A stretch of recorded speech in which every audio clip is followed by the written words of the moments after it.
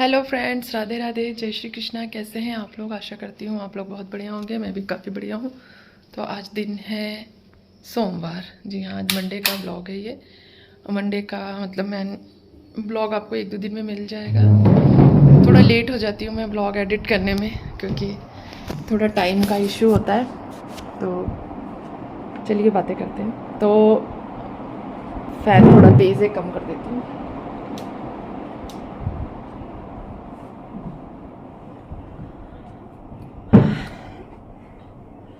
तो कैसे हैं आप लोग? कमेंट बॉक्स में कमेंट करके बताइएगा। मैं पूनम पांडे आप सभी का हार्दिक स्वागत करती हूँ पूनम्स वर्ल्ड चैनल पर। तो आज का ये जो ब्लॉग है ना, ये मतलब कोई स्पेशल नहीं है। मतलब डेली के ब्लॉग सेम रहते हैं, वही साफ़ सफाई। बट ऐसा होता है ना कि कभी कभी कुछ एक्स्ट्रा काम कर लेते हैं, ताकि आगे आने वाले दिनों में हमारे ऊपर बर्डन ना पड़े। जैसे कि आपको मालूम है, फेस्टिवल सीज़न चल रहा है और अभी नवरात्रे आने वाले हैं, पितृपक्ष चल रहे हैं, नवरात्रे आने वाले हैं, फिर दशहरा, और फिर दशहरे के 20 दिन बाद दिवाली आ जाती है। तो लोगों को बहुत क्यूरियोसिटी रहती है, बहुत चीज़ें जाननी होती हैं कि साफ़ सफाई कैसे करें। पहली बात तो देखिए, दिवाली पर स्पेशल साफ़ सफाई की ज़रूरत तभी पड़ती है जब आप पूरे साल साफ़ सफाई नहीं करते हैं। सबसे मेन चीज़ है कि आप अपने घर को पूरे साफ़, नीट एंड क्लीन रखें। मुझे पता है बहुत सारी हाउसवाइफ्स होती हैं, तो उनके छोटे छोटे बच्चे हैं, कई ऐसे हैं जिनके जो वर्किंग वुमेंस हैं जिनके पास टाइम नहीं है। देखिए, अगर आपके पास टाइम नहीं है तो आपके पास मनी है, पैसा है, आप पैसा लगाइए और कम से कम 3 to 4 मंथ्स में एक बार डीप क्लीनिंग ज़रूर कीजिए घर की। इससे होता ये है कि एक तो घर में बैक्टीरियल इन्फेक्शन कम हो जाता है, हमारे घर में बीमारियां कम होती हैं। आप यकीन मानिए, मेरे घर में जब से मैं इस घर में आई हूँ, इस घर में और मैं जहाँ पहले रहती थी वहाँ भी, मेरी साफ़ सफाई की ही हैबिट की वजह से मेरे बच्चों की इम्यूनिटी बहुत अच्छी है।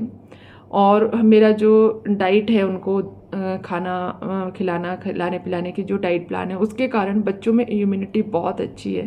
देखिए, साल में एक आध बार मेरी बेटी को स्टमक इन्फेक्शन हो जाता है कभी कभी, क्योंकि वो थोड़े चिप्स वगैरह खा लेती है बाहर के, तब ज़्यादा जब क्वांटिटी बढ़ जाती है इन चीज़ों की। तो नहीं तो बाकी और कोई प्रॉब्लम नहीं होती। फीवर मेरे बच्चों को ऐसा कभी नहीं आता कि बच्चों की छुट्टी हो स्कूल की, या इस तरीके से वायरल वगैरह थोड़ा बहुत होता है, बहुत थोड़ा सा, जो कि एक आध दिन की दवाई से चला जाता है।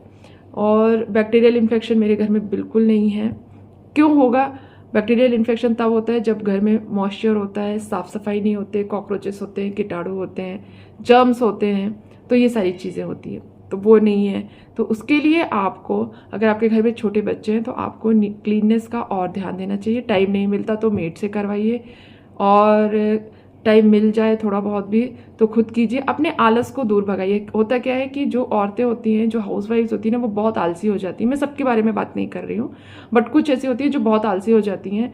और मैंने देखा है कि दूसरे दूसरे कामों पर फोकस करेंगे, बाहर घूमने फिरने में फोकस होगा, लेकिन अपने घर की साफ सफाई पर कोई फोकस नहीं होता है। तो सबसे पहली ज़रूरत होती है कि अगर हम हाउसवाइफ हैं या वर्किंग वुमेन है, जो भी है, हमारी रिस्पॉन्सिबिलिटी हमारे घर के लिए बनती है। तो सबसे पहले हमको अपने घर को साफ सुथरा रखना है, ताकि कोई आए ना तो कोई मतलब ये ना कहे कि कितना गंदा डला हुआ है घर। तो पहली बात तो घर को साफ सुथरा रखने से हमारा फ़ायदा है कि हमारे घर में बैक्टीरिया नहीं होंगे, इन्फेक्शन नहीं होगा, हमारे बच्चे बीमार नहीं होंगे। दूसरा, देखने वालों को अच्छा लगता है, घर में पॉजिटिव एनर्जी रहती है, पॉजिटिव वाइब्स होती हैं, पॉजिटिव एनवायरनमेंट रहता है, आपको खुद को आपके घर में अच्छा लगता है। तो साफ़ सफाई जो है ना, कई चीज़ों के लिए ज़रूरी होती है, सिर्फ इसलिए नहीं कि साफ़ सफाई दिखावे के लिए ज़रूरी है। साफ़ सफाई इंटरनल भी ज़रूरी है, एक्सटर्नल भी ज़रूरी है। साफ़ सफाई से आपके घर में बीमारियां कम होंगी, आपका स्वास्थ्य अच्छा रहेगा, आपका मन अच्छा रहेगा, घर में अच्छी सी खुशबू आनी चाहिए। आप जो आजकल मतलब कैंडल आती हैं फ्रेग्रेंस वाली, वो रख लीजिए, रूम फ्रेशनर्स लगा लीजिए, या कुछ भी ऐसा जो फ्रेग्रेंस के लिए एसेंशियल्स ऑयल वगैरह आते हैं, वो यूज़ कीजिए। थोड़ी अच्छी खुशबू रहे घर में। मेरे घर में मैं कोई खुशबू यूज़ नहीं करती हूँ, उसके बाद किसी तरह की कोई स्मेल नहीं आती है, क्योंकि मैं बहुत ज़्यादा साफ़ सफाई पे ध्यान देती हूँ। तो लेकिन अब मैं लेकर आई हूँ, यूज़ करूँगी, क्योंकि हल्की हल्की खुशबू मुझे भी पसंद आती है कि घर में हल्की सी एक भीनी भीनी खुशबू होनी चाहिए, एक अच्छा सा इन्वायरमेंट होना चाहिए। और इस इन्वायरमेंट में ना बच्चों की जो परवरिश होती है उस पर भी असर पड़ता है, हस्बैंड की मेंटल हेल्थ पर भी असर पड़ता है, और सबसे ज़रूरी आपकी मेंटल हेल्थ पर भी असर पड़ता है। तो इसलिए साफ़ सफाई को फॉर ग्रांटेड नहीं लेना चाहिए कि हमें सिर्फ दिवाली पर करनी है। दिवाली पर हमारी डीप क्लीनिंग होती है, वो बात अलग है, हम कबाड़ निकाल कर फेंकते हैं, एक्स्ट्रा चीज़ें हटाते हैं। वो चीज़ें अलग होती हैं, लेकिन जो नीट क्लीनिंग होती है वो रेगुलर बेसिस पे होगी, तो दिवाली की सफाई जो है वो आपको हेडेक नहीं देगी। उसके लिए आपको, जैसे मुझे कोई टेंशन नहीं है दिवाली की सफाई का। मुझे ये है कि बस दिवाली के आने से पहले मैं अपने कर्टन्स निकालना शुरू कर दूंगी, धीरे धीरे उनको वॉश करना शुरू कर दूंगी, क्योंकि मोटे हैं कर्टन्स तो टाइम लगेगा उनको वॉश करने में, और 7 से 8 दिन का टाइम लगेगा पूरे कर्टन्स वॉश करने में। बस इतना ही मेरे लिए डीप क्लीनिंग का जो भी है वो इतना ही है। दूसरा एक मेरा जो स्टोर रूम है मुझे उसको अच्छे से क्लीन करना है बस, बाकी सारी मेरी क्लीनिंग लगभग डन सी रहती है। वार्डरोब्स को मैं अंदर से निकाल करके जमा लूँगी, और वो भी मैं एक एक जो शेल्फ है उनके बीच बीच में लगाती रहती हूँ, तो वो कर लूँगी। और आगे और बहुत ज़्यादा ऐसा कुछ है नहीं, किचन क्लीन है, लिविंग एरिया क्लीन है, डाइनिंग एरिया क्लीन है, सारी चीज़ें क्लीन है। तो जैसे जैसे करूँगी वैसे वैसे दिखाऊंगी, लेकिन मैं यही कहूँगी कि सिर्फ दिवाली के भरोसे मत रहिए कि दिवाली आएगी तभी क्लीनिंग करेंगे। अपना रेगुलर बेसिस पर क्लीनिंग करते रहिए, साफ़ सफाई का ध्यान रखिए, स्वस्थ रहिए, मस्त रहिए। तो चलिए ब्लॉग में बने रहिए। अगर ब्लॉग पसंद आए तो वीडियो को लाइक और कमेंट करना ना भूलें। साथ ही चैनल को भी ज़रूर सब्सक्राइब कीजिएगा ताकि ज़्यादा से ज़्यादा सब्सक्राइबर बढ़ सके। अपने फैमिली और फ्रेंड्स के साथ भी वीडियो को शेयर कीजिए ताकि ज़्यादा से ज़्यादा लोग देख सकें। तो आइए चलिए ब्लॉग पर कंटिन्यू करते हैं। और आज जो है मैं आपको अपने घर की थोड़ी सी डीप क्लीनिंग करके दिखाऊंगी। जैसे मैं अपने ऊपर कमरे की थोड़ी सी अच्छे से क्लीनिंग करूंगी, और बस यही इतना ही है आज के लिए। और खाना बनाएंगे, नहाएंगे, खाना बनाएंगे। एक्सरसाइज नहीं करूँगी आज, तो जब मुझे एक्सरसाइज नहीं करनी होती तो मैं थोड़ी एक्स्ट्रा काम कर लेती हूँ। इस तरीके से मैनेज करती हूँ। बाकी बातें मैं आपको बाद में बताऊँगी कि मैं किस तरीके से अपना पूरा डेली रूटीन, डेली की डीप क्लीनिंग मतलब क्लीनिंग वगैरह कैसे मैनेज करती हूँ। तो चलिए हम मिलते हैं अगले मतलब आने वाले आगे के ब्लॉग में। तब तक के लिए hello friends, good morning, Radhe Radhe.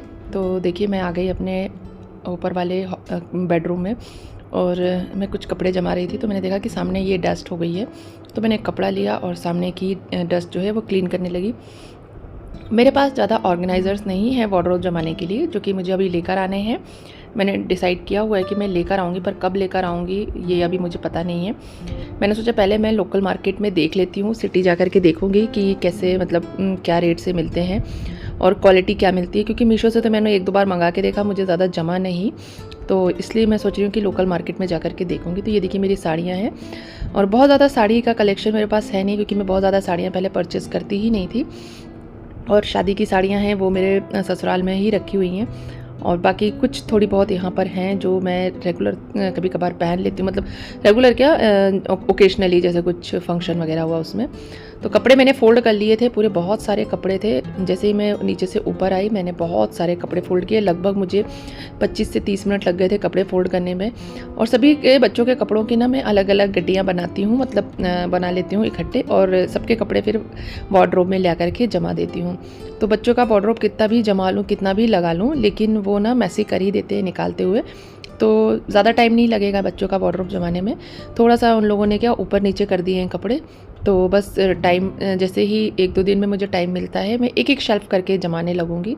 और ये जो स्लाइडिंग डोर होते हैं, जो ये वाली जो वार्डरोब होती है ना, ये मुझे बिल्कुल नहीं जमती, पर क्या करें, घर में स्पेस कम था, ये वाले रूम में ओपन वाली नहीं बना सकते थे। और मुझे तो लगता है कि जो हमारी पहले गोदरेज की या लोहे वाली जो अलमारियाँ आती थी ना वार्डरोब, वो बहुत अच्छी रहती थी, उनमें ना बिल्कुल डस्ट नहीं जाती थी। और ये जो वुडन की हम लोग बनवाते हैं वार्डरोब्स, जो अलमीरा बनवाते हैं, जो बनवाई वाली होती हैं, ये मुझे बिल्कुल पसंद नहीं आई। इनमें इतनी ज़्यादा डस्ट जाती है ना, एक लेयर जम जाती है कपड़ों के ऊपर डस्ट की। जो कपड़े बहुत ज़्यादा दिनों में निकालते हैं ना, वो बहुत गंदी हो जाती है, तो मुझे बिल्कुल पसंद नहीं आती। मैं तो यही सजेस्ट करूँगी कि आप लोग है ना बनी बनाई लेकर आएँ।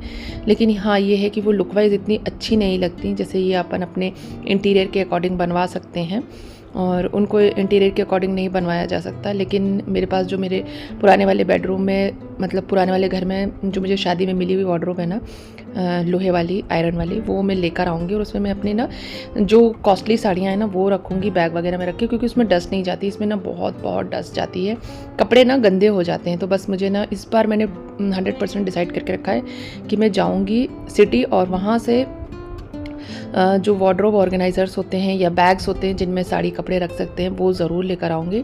क्योंकि सारे कपड़े जो हैं वो ख़राब हो रहे हैं। तो बच्चों का स्टडी टेबल लगाने लगी थी मैं। ट्राइपॉड मेरा नीचे था, इसलिए मैंने ना एक हाथ में मोबाइल पकड़ा हुआ है और एक हाथ से मैं काम करती जा रही थी। और ट्राइपॉड ऊपर नीचे लाने में ना बड़ा दिक्कत होता है मुझे, मतलब थोड़ा आलस आता है कि यार कौन ऊपर से नीचे लाए और नीचे से ऊपर। तो इस तरीके से देखिए बच्चों का रूम भी मैं सेट कर लूँगी और पूरी सेटिंग करने के बाद नीचे जाऊँगी। और नीचे आज सोफ़े के कवर जो मैंने धोए थे सैटरडे संडे को, वो डालने हैं मुझे। तो ये भी एक काम है, ज़्यादा टाइम नहीं लगेगा, थोड़ा सा टाइम लगता है। और पहले साफ़ कर लूँगी। पहले मैंने सोचा मैं डाल देती हूँ, फिर मैंने सोचा अरे नहीं, पहले ब्रश से इसको अच्छे से क्लीन कर लूँ, फिर उसके बाद डालूँ, तो 1-2 दिन तक क्लीन रहा आएगा, यानी साफ़ सुथरा बना रहेगा।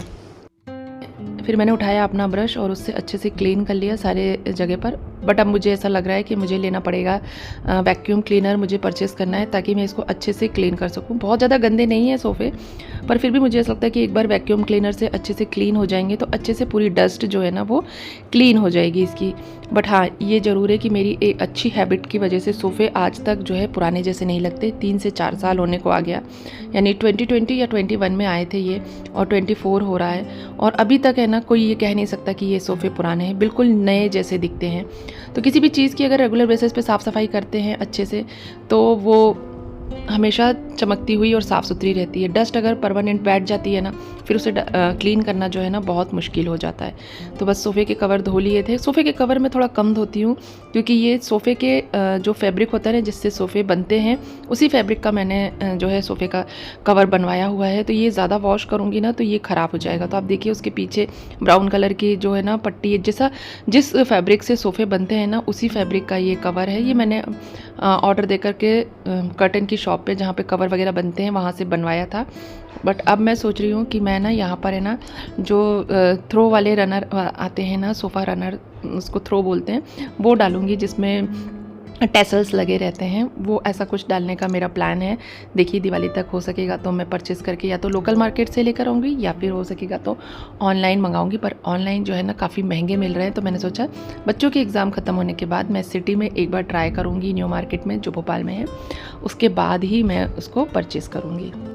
तो देखिए उसके बाद मैं नीचे के बेडरूम में आ गई। बेडरूम को भी मैंने अच्छे से लगा लिया था। और ये जो मैंने वार्डरोब दिखाई ना आपको, यही मुझे साफ़ करनी है। इसमें क्या हुआ था कि जब लास्ट ईयर काम हुआ था ना, तो सारा कबाड़ जो है, जो भी एक्स्ट्रा चीज़ें निकली थी तो वो इसमें भर दी गई थी। तब से अभी तक वो ऐसी ही भरी हुई हैं। तो इसको मुझे क्लीन करना है, और ये मैं नहीं क्लीन करूँगी, ये मेरे हस्बैंड करेंगे, क्योंकि उन्हीं का सामान जो है ज़्यादातर इसमें रखा हुआ है। तो वो जब फ्री होंगे तो वो निकालेंगे, और कौन सा रखना है कौन सा हटाना है वही डिसाइड करेंगे। तो जब वो फ्री हो जाएंगे, इनकम टैक्स की रिटर्न वगैरह उनकी फ़ाइल हो जाएगी, तो फिर एक संडे को मैं और मेरे हस्बैंड मिल करके इस वार्डरोब को जमा लेंगे। उसके बाद मैं आ गई अपना कॉर्नर शेल्फ साफ़ करने के लिए, क्योंकि मैं किचन की क्लीनिंग हर वीक करती हूँ ना, तो कॉर्नर शेल्फ जो है ना वो मेरा रह जाता है। कई बार ऐसा होता है कि मैं नहीं कर पाती हूँ। तो मैंने सोचा कि आज मुझे किचन क्लीन नहीं करना है, और डस्टिंग भी बहुत ज़्यादा नहीं करनी थी, क्योंकि कल मैंने जो है अच्छे से क्लीनिंग डस्टिंग करी थी और बहुत ज़्यादा डस्टिंग थी नहीं। तो मैंने कहा चलो आज है ना ये कॉर्नर साफ़ कर लेती हूँ। इसी तरीके से एक दिन अगर मैं कहीं की डस्टिंग स्किप करती हूँ तो कोई एक्स्ट्रा काम निकाल लेती हूँ, और बहुत ज़्यादा टाइम लगेगा नहीं, इसमें भी 15 से 20 मिनट ही लगेंगे। बहुत एक्स्ट्रा ऐसा कोई काम नहीं है कि जिसमें बहुत ज़्यादा टाइम लगने वाला है। हमें लगता है कि चीज़ों में टाइम लगेगा, बहुत टाइम लग जाएगा, हम कैसे करेंगे क्या करेंगे, बट ऐसा नहीं होता। जब आप करते हैं ना, थोड़े थोड़े से कामों को करते हैं ना, तो ईजिली हो जाते हैं। लेकिन अगर आप बहुत सारे काम इकट्ठे निकाल करके करेंगे ना, तब ज़्यादा टाइम लगता है। तो इस तरीके से मैं एक एक चीज़ है ना क्लीन करती रहती हूँ, ताकि क्लीन भी होता रहे, किचन साफ़ भी बना रहे, सुंदर भी दिखे, साफ़ सुथरा भी रहे, और जो है टाइम से जो है अपने काम भी हो जाए, यानी बहुत ज़्यादा टाइम ना लगे किसी भी काम को करने में। तो बस ये डब्बे हैं ना, जो इनके ऊपर हल्की हल्की सी डस्ट आ गई थी, तो इनको भी पोंछ कर मैं जमा दूँगी। और ये मैं ना 10-15 दिन में या 20 दिन में, जब मुझे ऐसा लगता है कि ये गंदा हो गया है ना, तभी क्लीन करती हूँ। हालाँकि ये ओपन रखे हुए हैं तो गंदे हो जाते हैं, बट इतने ज़्यादा ये यूज़ वाले डब्बे हैं नहीं। सिर्फ मैंने इनमें मतलब शो पीस के लिए रखे हुए हैं। इसमें मैंने कुछ गरम मसाले रखे हुए हैं, एक में मैंने मूंग दाल रखी हुई है, एक में मैंने चना रखा हुआ है। तो ये डेली यूज़ होता नहीं है। यहाँ पर मैं अब ये सोच रही हूँ कि अपना कोई डेली यूज़ वाला सामान रखूँगी, जो कि मुझे डेली के लिए लगता रहता है, जैसे चाय पत्ती, शुगर वगैरह। लेकिन वो उसके डब्बे, मेरे कंटेनर जो है ना वो बहुत सुंदर नहीं है, नॉर्मल से हैं। तो इसलिए मैंने यहाँ पर ये ग्लास के जार रखे हुए हैं। और ग्लास के जार में मैं रेगुलर वाली चीज़ इसलिए नहीं रखती हूँ, क्योंकि रेगुलर वाली चीज़ हम डेली यूज़ करते हैं हबड़ धबड़ में, यानी जल्दी जल्दी में यूज़ करते हैं। तो कभी हाथ से अगर स्लिप हो गया या कुछ ऐसा हो गया, जैसे मेरी बेटी भी चाय बनाती है तो उसके हाथ से स्लिप हो गया, तो वो ना टूटने का डर है, तो इसलिए मैं उसमें ना रेगुलर वाली चीज़ें नहीं रखती हूँ। वो चीज़ें रखती हूँ जिसे सिर्फ मुझे ही यूज़ करना है और कम यूज़ करना रहता है, तो वही सामान मैं रखती हूँ। और ये जितना भी कॉर्नर के ग्लास के जार हैं ना, ये सारे ही डी मार्ट के हैं। और ये छोटी छोटी जो बर्नियाँ हैं ना, छोटे छोटे जार हैं ना, ये इतने क्यूट है ना, बहुत प्यारे लगते हैं। तो इनमें ना मैंने किसी में जीरा, किसी में धनिया पाउडर, काली मिर्च, इलायची, लौंग, ये सब रखा हुआ है, जो कि मुझे लगता रहता है बीच बीच में। कुछ में ड्राई फ्रूट्स रखे हुए हैं, जिससे चिरौंजी होती है ड्राई फ्रूट्स में, वो रखी हुई है। और तो ये ना बहुत सुंदर दिखते हैं, इनको सजा दें कॉर्नर पे तो एक तो ये एज अ कंटेनर काम आ जाते हैं। थोड़ी थोड़ी सी चीज़ें जैसे भुना हुआ जीरा पाउडर आपको रखना होता है, वो रख दिया है, तो थोड़ी थोड़ी सी चीज़ें भी रखा जाती हैं, देखने में लुक वाइज भी अच्छा लगता है और साफ़ भी आसानी से हो जाते हैं। बस थोड़ा सा इनको मेंटेन करना होता है हब्बड़ धब्बड़ में, यानी जल्दी जल्दी में स्लिपरी हैंड से कुछ नहीं पकड़ना है, मतलब ऑयली हैंड से ना पकड़ें आप, साफ़ सुथरे हाथों से पकड़ें ताकि ये गिरे नहीं, चिकनापन ना रहे आपके हाथों में। तो बस इस तरीके से इस कॉर्नर को मैंने साफ़ कर लिया। अब मैं ये अपना जो है ना शेल्फ़, ये भी साफ़ कर लूँगी। ये भी मैंने मीशो से मंगाया था और ये ना क्लीन बहुत अच्छे से हो जाता है, फटाफट क्लीन हो जाता है। और जब तक ये नहीं था ना, मुझे ये सब सामान रखने में ना बहुत दिक्कत होती थी। और इस पर आप चाहें तो जैसे खाना वगैरह बना करके एक साइड में रख सकते हैं। तो एक मैंने 2 मंगाए थे, 2 का सेट था ये।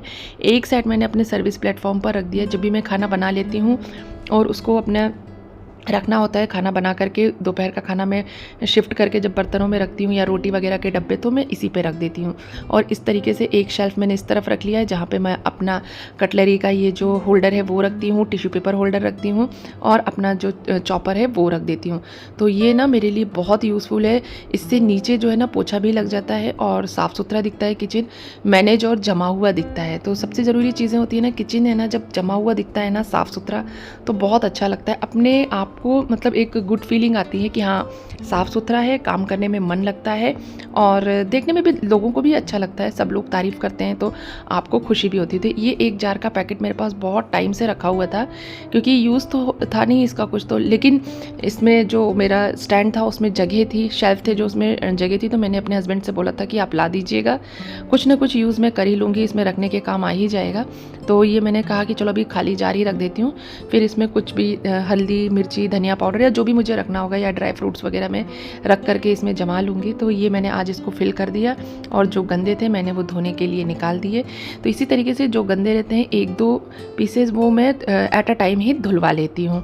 तो देखिए ये कॉर्नर अब मेरा रेडी हो गया, साफ़ सुथरा हो गया। इसके बाद किचन क्लीन करके मैं अब नहा करके खाना बनाऊँगी। और ये एक शेल्फ़ जो है मेरा जिस पर मैं खाना रखती हूँ, ये वो वाला शेल्फ़ है।